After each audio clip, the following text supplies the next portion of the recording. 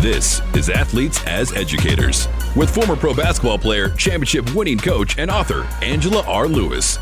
Angie Lewis interviews current and former athletes who are passionate about sharing the lessons they've learned and the experiences that have shaped their lives. A resource for parents, a guide for student athletes, a source for current and former athletes, keys to transition off the court.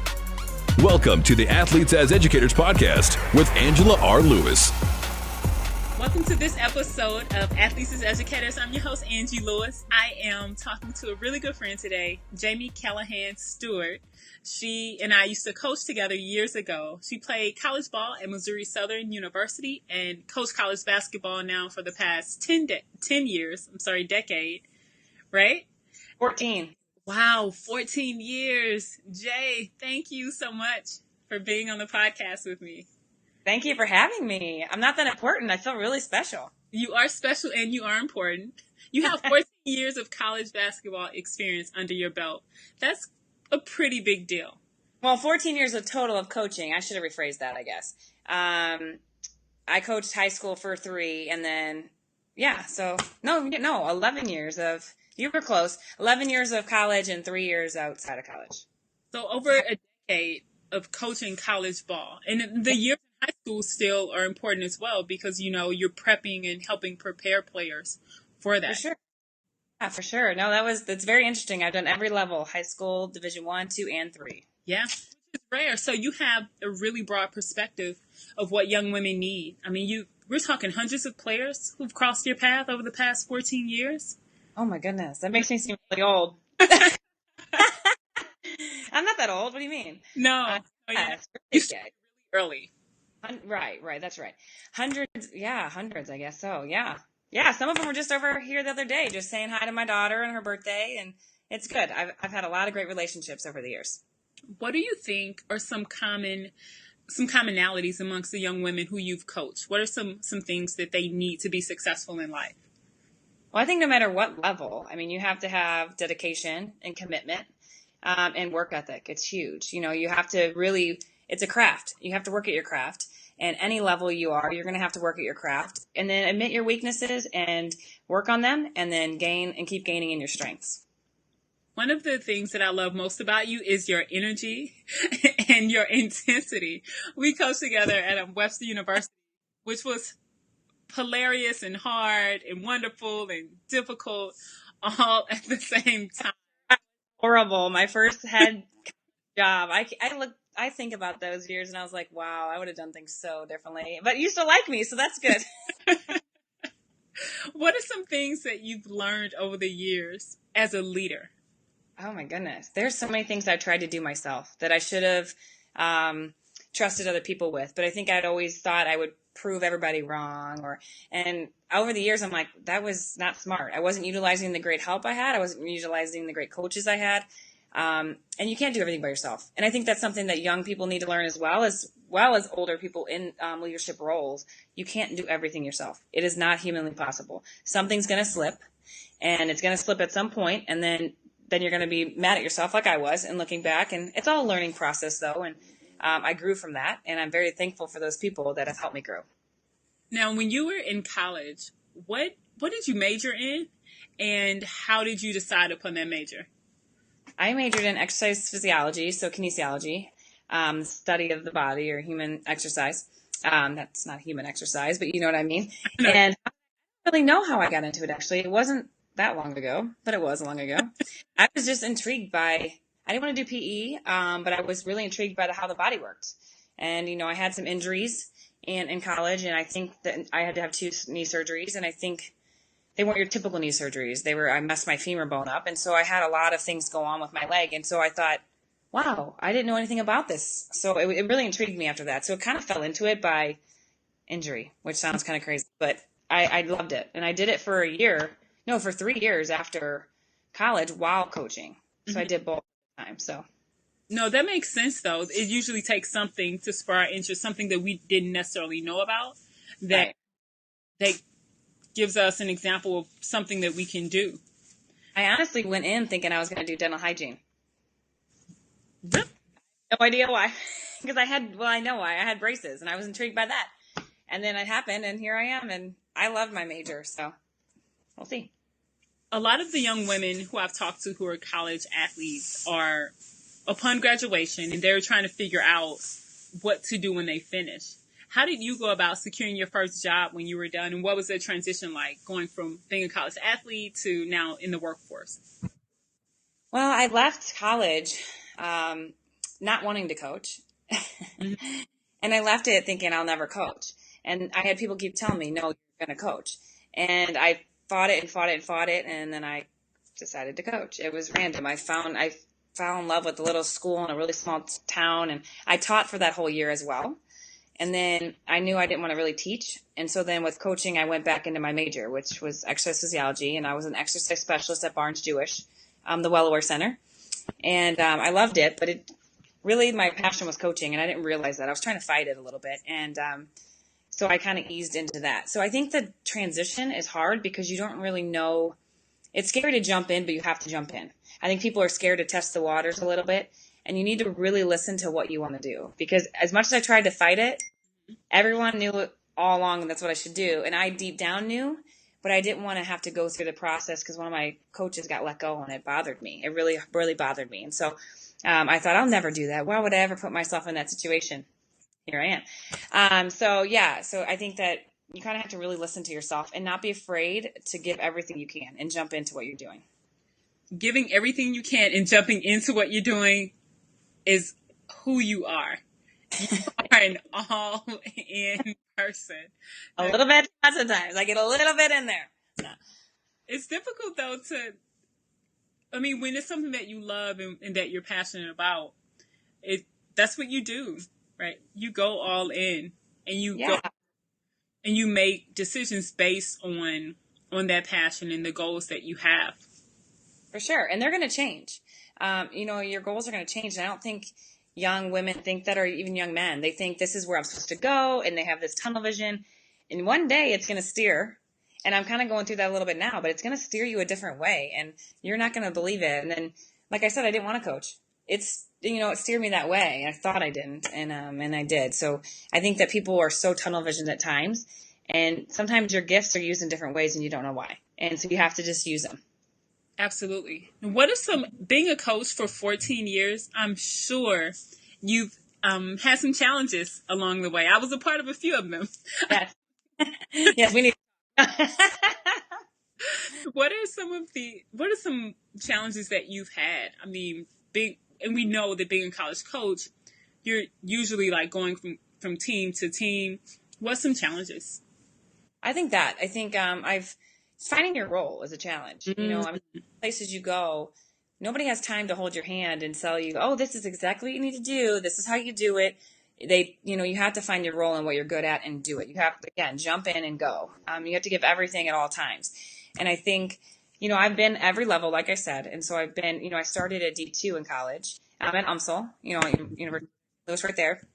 And then went from there to head coach. I had no idea. I was young, and so I jumped in a little bit too eager. And so you learn about that, like what was my real role? My role was to be a manager, and I was trying to do all the leading, So I learned from that, and then I jumped into D1, and that's a whole other ballgame because that's a lot more travel, a lot more time, a lot more commitment. And not saying the other ones aren't. It's just a lot more recruiting time out. And so everywhere I've been, I went from maybe the academic liaison to the recruiting coordinator to, and while you're there, you're still a mentor, you're still a friend, you're still a sister, you're still a mom. You're the good cop, the bad cop. So I just think that the adjustments, there's a lot of difficulty because you're just finding who you should be, where you fit on that staff. And a lot of people are going to find that regardless if they coach or whatever they do, they have to find where they fit in and how to. And I think that's one thing I would jump in, and I jump in too eager, where sometimes it's not where I need to be in. I don't need to step on that. That's somebody else's spot, and not everything I do is better, and you think your ideas are the greatest. So really, I think that's a challenge, knowing that where you should step in, fit in, and where you should just listen and sit back and watch and learn. I think a lot of people are afraid to learn because it makes them seem like they can't do or they're weak. And so I've learned that over the years. It's okay to sit back and really just learn. And you always should learn. So I think a lot of people don't learn. Jay, you just dropped so many jewels.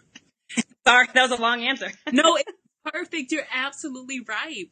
Being flexible. What I heard you saying was you have to be flexible and adaptable and a chameleon, because in your one position, you might be, like you said, the academic person, like when you're a college coach. In another position, your role might be recruiting person, but that doesn't mean you're not that aunt, mom. Like, you're still all of these things to the young women who you're working with.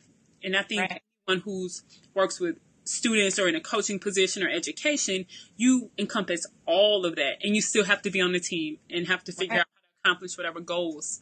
It's a lot. You have a lot of baggage, and in a good way. There's just a lot of different hats. You're placing a different hat on, every hour, 10 minutes, and it's just kind of like parenting sometimes. You have a lot going on, and there's different personalities too. You have to teach in different ways, and yeah, there's just a lot, which is, it's okay. And I think people are scared to think that they're weak if they turn to a different role.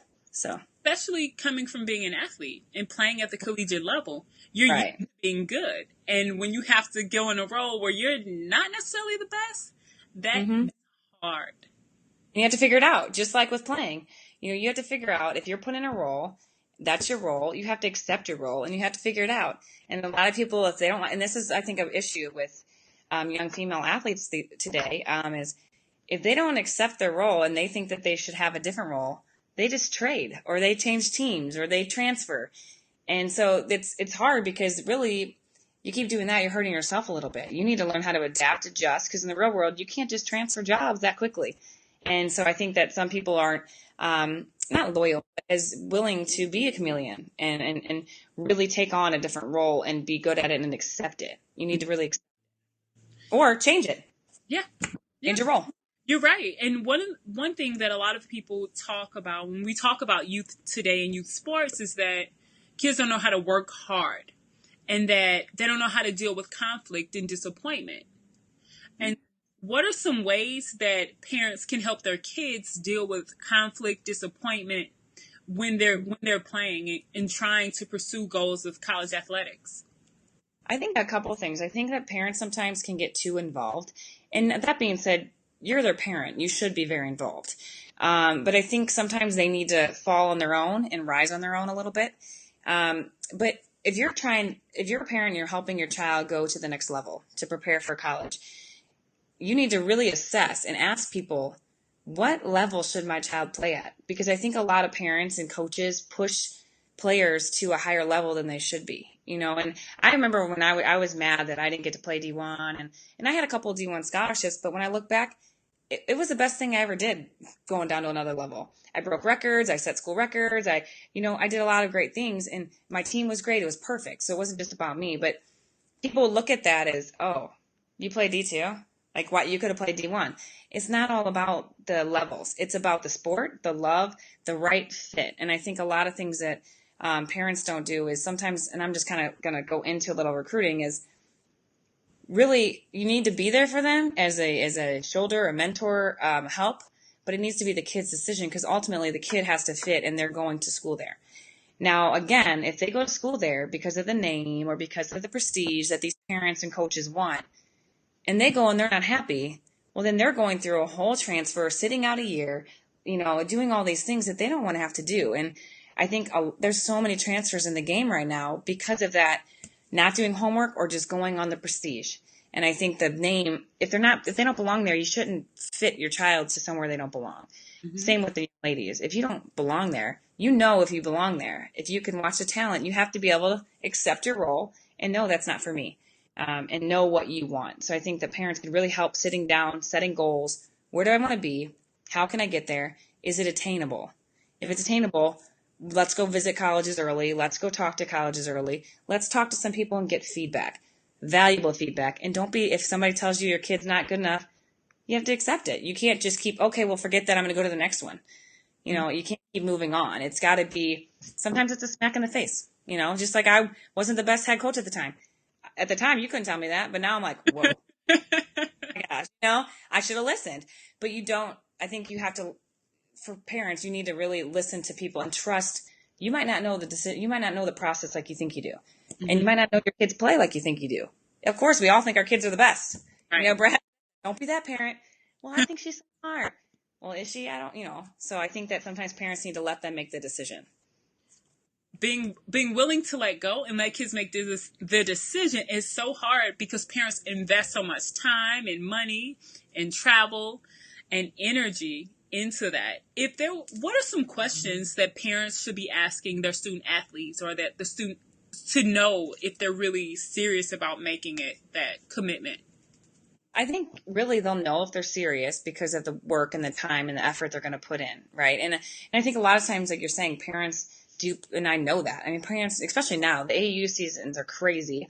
The money is crazy. All these things are crazy. The travel's crazy. And if your child is putting that in and you don't see them really getting anything out, then maybe they're putting it in the wrong ways. But I think they need to sit their child down and say, is this your dream or is it my dream? Because some parents, I think, dream it through their child because that their child has a little bit of a chance. Some players are great players, but they don't want to keep playing. Mm-hmm. But parents want them to keep playing. Also, I think that if they need to sit down, and a lot of people don't do this as athletes, if, most people don't know what they want to major in, because you get to college, you're going to switch it 3 or 4 times. But if your child does know somewhat what they want to major in, if that school doesn't have it, then maybe you need to move to a different school. And I think some people just go for the athletics, and I did that at first. I didn't think twice about what I was going to do. I just was like, athletics, let's do this. And I think that parents need to really talk to their daughter and ask their commitment level and ask them if they're willing to do it. It's a job. Mm-hmm. It is a full-time job. And as a college coach, we don't want players that are going to give half of their effort because they're not really wanting to be there, but everybody told them they should be there. It's not fair to the kid. It's not fair to the college, and it's just not fair to all around. And so I think that they just need to ask them: are they really committed? What is their goal? And what can they do to help attain it? And really, if they know what they want to study, then let's do that. But that could be, obviously, you're going to change it a little bit. So sorry, the long answer. No, that was the good answer. I really like how you encourage parents to just be direct, upfront, and frank with your kid and say, hey, is this something you want? And now let's see how much work you put in to get where you say you want to be. And sometimes parents just have to say, my kid they don't really want it, but they can still play. Like, it's cool. You can play on a team and play summer ball and not want to play Division I or college ball. Like, that's totally fine. It is. And some parents, it's not. They're like, what? We pay this much for AAU, this. And that's where they need to talk about the commitment. If you're going to go play and travel all summer, you better be committed. And if you're not, then that's a good time to know. They'll be able to tell if they're committed or not, because there's no going in or out. You're going all in or going out. Mm-hmm. So I think that they really need to listen to their children, though. And the kids need to be okay and not scared to tell their parents, I'm not feeling this. And some parents are like wanting to push it, but if they're not, they're not. So it just depends. They'll be able to tell their work ethic by watching. Absolutely. Because you can't fake that. But parents need to be able to admit that their kid is not putting in the work. Yeah. I think a lot of parents think, oh, yeah, they're doing great. That I heard she told me she shot after school. But did you see it? Because I don't know if she did. So I've had to deal with that too. Some, players maybe telling their parents one thing to keep them happy, and then, keeping us happy. And then they're in the middle, like playing tug of war because they're really not happy all around. But they're trying to make everybody else happy to get everybody to kind of get off their backs a little bit. Right. So. And you mentioned something that's really, I think, common, especially amongst female athletes, this desire to please others and to make sure everyone else is happy and to kind of forego how we're feeling. As a coach, how do you help players deal with that emotional strain from family and school and playing college sports? Because, like, mental health is becoming a much more talked about issue that hasn't really been talked about in the past. No, for sure. I think there's a lot of things. I think with the players, they need to know first and foremost that you care about them as people, because they're people first. And regardless, one day, unfortunately, basketball is going to end. And women aren't getting paid all this money for basketball. One day it's going to end, and they're going to have to be able to stand on their own 2 feet. So first and foremost, they're people. And so I think a lot of, coaches can really be mentors in that way of, let me get to know you and get to know your personality, get to know you and all about your dreams and your goals. And then, just be there for them if something's going on, because there's a lot that goes on in college and even high school. Females are going to go through a lot, but the transition alone, that freshman year is just crazy different. You have time management skills you need to worry about. You went from being the top dog to now you're kind of, the little low dog and trying to move your way up, and you're being away from your family and your friends, and you're starting a whole new life. A lot of people go through a lot of depression in that time, or a lot of transition time, or the other way, they get a little crazy because they're free, and so you kind of have to be able to know them. And I think that starts in the recruiting process, but get to know them as people, and then let them know that you're there for them. And they need to really know that, because sometimes they don't feel that. They feel like they're a burden. As a coach, how do you help players deal with mental health concerns and issues? Well, I think as a coach, you are with them more majority of the time. I mean, we spend most time with them, more than their families, more than their friends. They're with us all the time. So I think as coaches, we really need to take note on how they're acting. Are they acting a little irrational that day? Are they emotional? Are they secluded? We should know their personalities well enough to know if they're different. And if they are, we need to be able to have a close enough relationship to them to actually acknowledge that with them and have them feel comfortable enough to talk to us. And we're not by any means experts on mental health, but I think we're the ones that can notice the first stages, or even if it isn't the first stage, some stage, to help them get help. And we're the people that they should go to ask for help. What do you think has changed? I know we see a lot more issues of depression, a lot more cases, not issues, but a lot more cases of depression, a lot more cases of anxiety. Where do you say that's come from? I honestly think, and I hate to say this, but I feel like social media has made a bigger spotlight. 10 years ago, when there was no social media, it was kind of you're in your own bubble. Only your team saw, or maybe if somebody looked online, they would see stuff like if you're winning or losing. Now it's out there. Everything is out there. A lot of girls now are seeing pictures and they need to look a certain way. So eating disorders, or they need to win so many games. So then it makes them more stressed, or they need to be perfect and be able to post that they're perfect. And there's this whole other persona that they need to present. And in order to do that, they're looking at other people online too on social media that are presenting it that way. So it's a competition. Well, then because of that competition, it's a spiral. It could get either a good thing, or it could turn into something, such as a disorder of, I'm not good enough, a depression, or I need to look a certain way, or I need to win so many games. I think as great as social media has been for athletics, as an outlet, it's also put a lot more pressure on the game. Mm-hmm. What's interesting, when you talk about social media, some coaches have taken a really hard stand on it. Like USC, we heard about Don Staley saying, you can talk to us, our players will be on social media after the season and before, but once their season starts, she does not allow them to be on there. Have you heard of other coaches doing that, and how have you heard that coaches manage that? I haven't really. She was like the pioneer of it. When she did that, I was like, that's amazing. And at first you think, you can't take their phones. You can't take theirs. But, I love that idea, because they are in the moment then, and they're focusing on what is important, not that all the mess that people are putting out that's fake. A lot of social media is fake. It's a persona. And so, for you to be putting that out there, or putting out stuff about the team when it's supposed to be a family and a team, you're not supposed to put the dirty laundry out there, or put the good laundry, or boast. You're supposed to be in the moment. So I think it was an amazing thing she did. I think more coaches need to do it. At least our monitor, on our staff in Wisconsin, we monitored. We had to follow the kids just because of that reason. We want to see what you're posting. You're representing our university, but also just monitor you. What are you posting? What are you reading? What are you retweeting? And we did a thing where somebody came in and showed them. They looked through their stuff and said, hey, did you realize that because you followed this person, you're not following this person? Or, they don't realize the damage they can do with social media.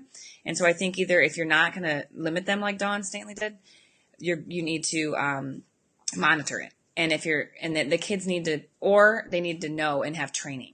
They need to be trained on it, on what to do and what's right.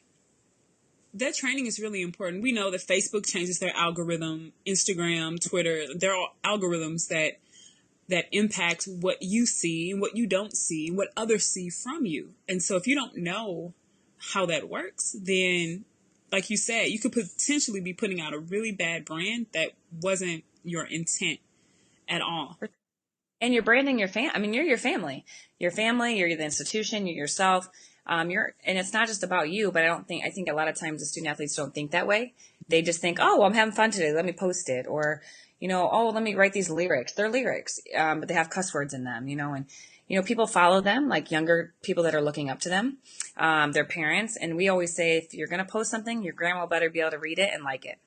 And they would always laugh at that, but it was true, because if you're going to post something that your grandma can't read, you're not posting the right things. You're not branding yourself the right way.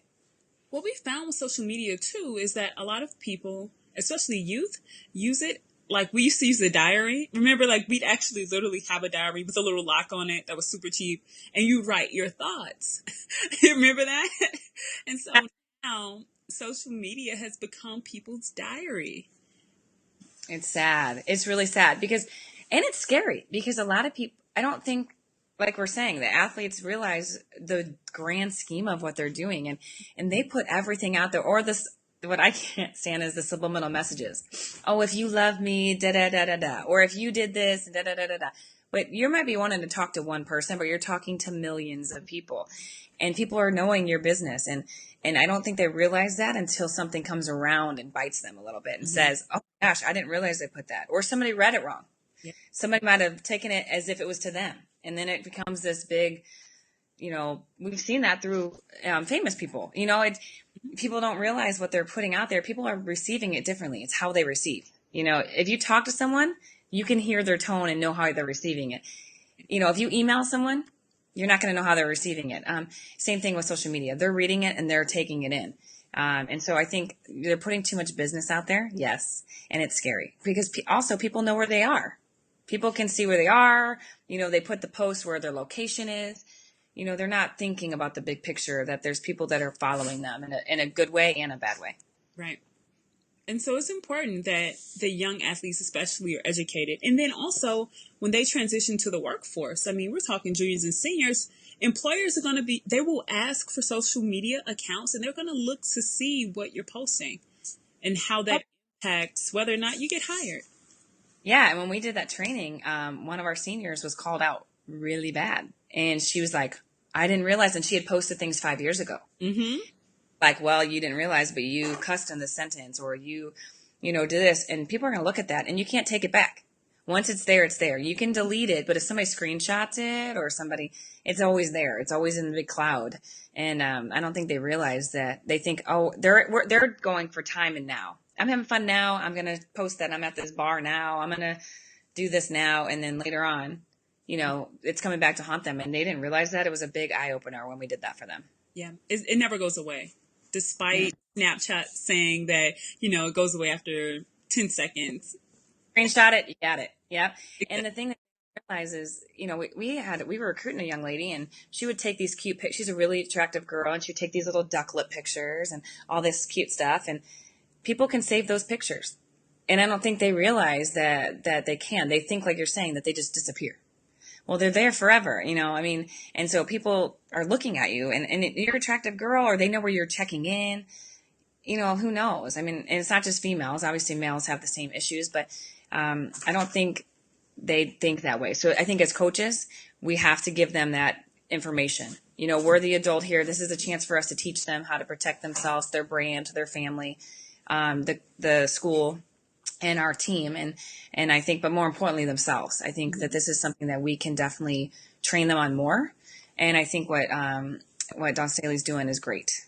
Yeah, it really is. And to your point, Jay, it is important that young athletes know that there are other ways to express how you feel. There are other platforms to express how you feel, and that handling conflict via social media isn't necessarily the best way to handle conflict. There are definitely other ways that you can have conversations with people that doesn't involve everyone else who's following you or who's exactly. I think that they do that. They don't know how to talk to each other anymore. Even being a coach and recruiting, they don't want to talk on the phone. They want to text, or they want to message you. And you're like, but I want to talk to you because I'm old school. I want to talk to you. I want to get to know you. But they're getting to know is how many friends they have on social media. How many friends they tweeted that day. I don't think that they realize how to have a real relationship and really get to know someone. And I think that that's kind of getting pushed away on the wayside. And I think, like you're saying, to help conflict, they don't know how to handle it anymore. And I think that's part of reasons why they are going through we're seeing more mental health issues, because once it blows up, it's gotten so big, they don't know what they did. And then they're depressed about it and don't know how to handle it. And I don't think that they're taking, I think like we were saying, as coaches, we should be able to tell them, only this time you should do this, and let's sit down and talk. Let's get to know each other. Call this person. If you're having an issue, a conflict, you need to deal with it, you and that person. No one else is involved. And I think sometimes they look to other people to help them and have a gang mentality. Mm-hmm. Well, hopefully colleges and universities, in addition to athletic departments, are taking note and have things in place, things meaning resources and supports in place to help student athletes learn a lot more about social media and mental health and how to best cope with those, especially when they're going through the stresses of being a college athlete. Oh, for sure. I hope so. And, and I'm sure they do, but I think it's as our job as coaches to find it for them and then tell them it's okay. Because I think sometimes when, college athletes, when we tell them it's okay to talk to someone, it's okay to go talk to a counselor, because we have sports psychiatrists, we have this availability, they think, I'm not crazy. I don't need to do this. I don't want anybody knowing. And you know what they don't realize is no one would ever know. You could do it and no one would ever know. But they just think, well, that makes me I have a problem. I have an issue. And, they're just too scared to talk. And I think as coaches, that's something that we can really help work through with them and tell them the outlets that they have, because they might not know. And I've had that before. Some athletes had no idea that we had help. That they could get for free and they could go, confidentially. I think they think that everybody's going to know, that the coaches are going to know the problem. They can't tell us. And so I think that that's something as coaches we need to really push more, that there is somebody to talk to. There is a help out there. There is somebody who will never know, doesn't know you. You could tell them everything and they're not going to. And to be honest, we've had people go and they haven't told that truth and then they're not getting help. They're just lying to the person to make themselves feel better. So I think as coaches, we need to do a better job of, helping them, coach them through that. I mean, really, we're coaching to coach this life. And that's something, this is a big part of life. It is. It really is. And I know that you love players and have loved all the players you've worked with over the years. Yeah. And have helped so many young women. What's your advice for younger women who are considering coaching? I think if you're considering coaching, you need to do it for the right reasons. I think that sometimes this game is getting skewed a little bit because of social media, and not just blaming social media for everything, because it is a great outlet. It is helping our fan base and it is helping women's athletics. I know that. But I think sometimes now I think people need to look at why they're doing it. What is your passion about it? Are you there for the children? Are you there for just the wins? Are you there, because you love the game? And really think about that. If you're there for the kids and you love the game, great coach. If you're there just for the wins, our platform as college coaches is to grow them. At least I think is to grow them into young women and then push them off better before they got there. And sometimes I think coaches miss that. And I think they're so worried about, obviously there's a lot of pressure on coaches now too, to win and lose more than ever. I don't know. And sometimes we worry too much about the wins and losses and me. What can I do to get a win? What can I do to, who cares about the kids right now? They're acting out. But really the whole thing needs to be, how are we making these young ladies better as women? How are we pushing them forward? And, and then the basketball part is the bonus. That's the fun bonus. That's like the fun part, And I think to get to know the kids and really get to know them, and kids are going to perform for you better. Kids mean student athletes are going to perform for you better if you care about them and love them and they know you. And then it makes the whole picture better. And so I think as young professionals looking into this profession, you need to be ready to work. But I think the generation now getting in needs to put away the social media or learn how to deal with that, but to go back to relationship based and really learn how to help these children and young women become more relationship based. And then like I said, basketball's a bonus. I love X's and O's and it's like everything, but that's the bonus. That's the fun part. The main part is those players. Absolutely. Thank you. Thank you so much for joining me. And it's been really great just working with you in the past and watching you grow as a coach, and just I appreciate it. What'd you say? Better now because I had to grow a lot, you know. We all go through it. But you helped me. So, we did. No, and everything you're doing for young women and athletes in general, and the game, and it's wonderful, and I love watching everything you're doing. Oh my goodness, amen to you, sister. 'Cause you're awesome. You're doing awesome. So thank you for everything. You're welcome. Thank you as well. If parents are listening and they've heard about some things that they want more insight on, or if current college athletes are thinking about coaching and they want to reach out to you, how can they reach you? You can email me. My email is jmcstewart. So jmcstewart21@gmail.com. So reach out to me, and, I'd love to hear from you. I'm also on Twitter, on social media, at Coach Cal 21. So at Coach Cal 21, and I would love to talk to anybody and help. And that's why I do it. I want to help. So please reach out if anyone has any questions. I'm not an expert, but I can help you find the answer. And I would love to work with anybody that wants to work. So. Awesome. Thanks, Jay. Thanks, Ange. This is Athletes as Educators. Thank you for listening to the Athletes as Educators podcast. Connect with me through the Athletes as Educators Facebook page or at Athletes Educate on Instagram. Be sure to subscribe so that you never miss an episode, and go over to iTunes and leave us a 5-star review. For more resources and information about today's podcast, you can check us out at AngelaRLewis.com.